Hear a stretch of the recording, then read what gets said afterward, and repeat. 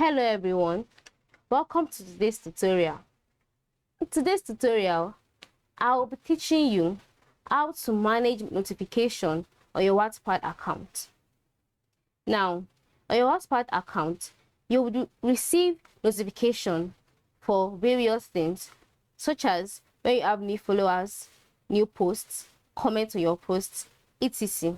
However, this notification can be overwhelming and you may want to restrict or reduce the number of notifications you receive per time. So, to do this, the first thing you need to do is to open your Wattpad application. Once that is done, select the profile icon, which is located at the right hand corner of the screen. Then you select the settings icon, also at the right side corner of the screen.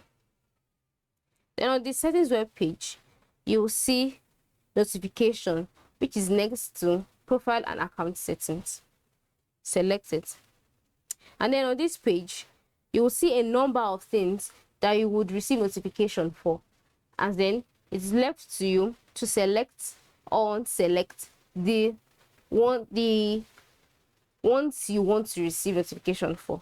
For example, on my own page, I have all of them selected. So what I need to do is to unselect them as much as I want. And then this is done.